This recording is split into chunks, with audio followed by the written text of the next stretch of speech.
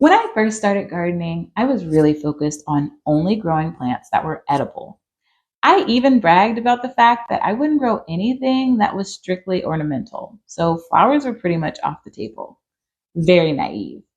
As I grew in gardening knowledge, I came to realize that not only were there many edible flowers, but they make a great choice for protection from many garden pests in the organic garden. So last year, I dived headfirst into all things flowers and ended up with a cut flower space and flowers throughout my kitchen garden. In this episode, we're going to finish our companion planting series with my top picks for companion planting flowers and vegetables. Welcome to the Garden Things with Friends podcast. We're here to show that building a thriving garden is possible for everyone, even those with busy schedules and long to-do lists. I'm Ashley, your host, and 2 years ago, I turned my garden dreams into reality in my suburban backyard. Through trial and error over the next 2 seasons, I've created a thriving garden that I absolutely love. My goal is to inspire you to create your dream garden too. So let's grow together. Hey y'all, and welcome to the last part of our companion planting series. This has been a fun series for me because the concept of companion planting is one that I think is often overcomplicated, but so important.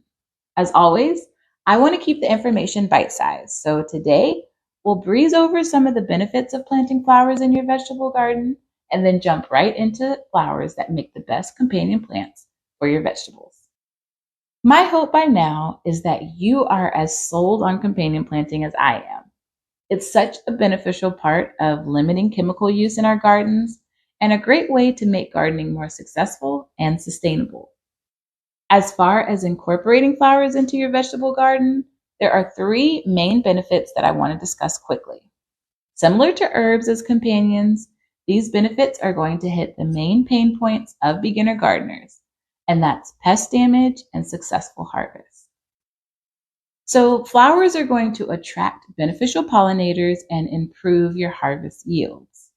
When we plant flowers in our garden, we attract beneficial insects like hoverflies, carpenter bees, and honeybees, which increase pollination of our fruiting vegetables like squash, cucumbers, tomatoes, and peppers. Flowers also help us with pest control in many ways. They attract beneficial predatory insects that can control or clear pest infestation in days. And highly fragrant flowers can repel insect pests from your garden by masking the scent of your vegetables. Flowers also act as a trap crop, which becomes a mini buffet for predatory insects. And it distracts the pest populations from your main crops long enough to remove the affected plant and pest from your property. Now, flowers are also going to add so much beauty and health to your garden. And it may seem like a stretch, but there's so much benefit to adding the diversity of flowers to your vegetable garden. When you add flowers, you're creating a healthier ecosystem, which in turn leads to healthier plants and better harvests. Plus, who doesn't love the pop of color that flowers bring to the garden? Now, lastly, flowers act as a living mulch. Many flower plants have shallow roots with a wide above ground reach. This means that they're not going to take up much space and can be tucked in between crops along the border of your garden. Additionally, their wide reach above ground means weed control and soil protection. Now, let's talk about my picks for companion planting. As a quick reminder, my simple formula for companion planting is pairing each of your main crops with a flower and an herb. And while there are hundreds of combinations for flowers to plant in your garden, here are my top 10 recommendations. So flower number 1 is chamomile. And yes, I put it in both the herbs and flowers because it's that good. This flowering herb is absolutely amazing for attracting insects such as ladybugs and green lacewings. We know chamomile for the effects of its tea form for humans, but the tea is also excellent protection against damping off in seedlings. In the garden, chamomile's strong odor helps repel many cucurbit family pests such as cucumber beetles and squash bugs, as well as many pests of the brassica family. You want to plant chamomile near cucumbers, squash, and brassica plants like cabbage. Flower number 2 is marigold. Now, marigolds are probably the most common flower to companion plant in the garden. But when choosing marigolds for the garden, remember there are two types with very different growing patterns. French marigolds are more compact plants and better suited for companion planting with shorter crops. African marigolds, on the other hand, can grow upwards of 5 feet and can be quite surprising as they overshadow your vegetables. In the garden, the strong scent of marigold deters many pests such as aphids, whiteflies, and tomato hornworms. It also attracts hoverflies, whose larvae feed on the aphids and other small insects. You want to plant marigolds with brassicas, beans, squash, cucumbers, peppers, pumpkins, tomato, eggplant, and onions. Flower number 3 is calendula, and it's also called pot marigolds, and it is one of my favorite multi-purpose flowers to grow in the garden. It's partially because I love the look of them, but also because of the amazing medical properties for skin healing. In the garden, calendula can repel pests such as asparagus beetles, hornworms, and nematodes. You want to plant calendula near tomatoes, asparagus, and carrots. So flower number 4 is nasturtium, and nasturtium is a flower that thrives in cooler seasons and is an amazing pest control agent for your garden. It comes in a variety of colors and is completely edible. In the garden, nasturtium is an excellent example of a trap crop, attracting aphids which then attract predatory insects like wasps and ladybugs to your garden. Nasturtium can repel the Colorado potato beetle and keep cabbage moths from decimating your cabbage plants. You want to plant nasturtium with brassicas like cabbage and cauliflower, pumpkins, squash, pepper, tomatoes, eggplant, and potatoes. Just taking a quick break to thank one of the podcast sponsors, Garden in Minutes. If you're like me and a busy gardener with big garden dreams, this worry-free watering system could be the game changer you need. Now, last year I DIY'd my watering, and with as many beds as I have, the water pressure became an issue and a lot of my plants were stunted. This year, as I renovated the garden, these garden grids were first on my list of things I needed, and my lush garlic truly proves their effectiveness.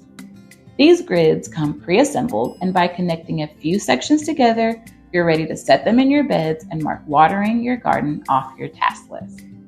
The grids surround all plants at ground level for an even stream of water.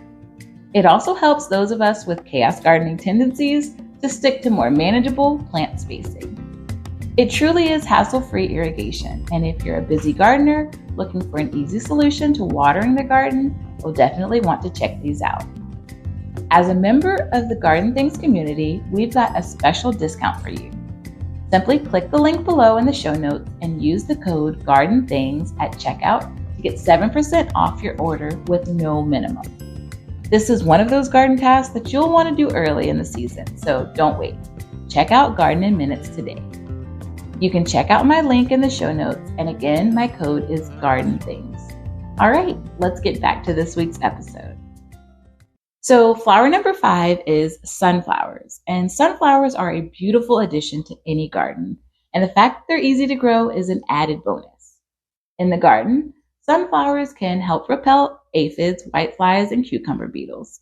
Additionally, they attract pollinators such as bees and butterflies, and their height makes them an excellent natural trellis for pole beans and sugar snap peas. You want to plant sunflowers with beans, corn, and squash.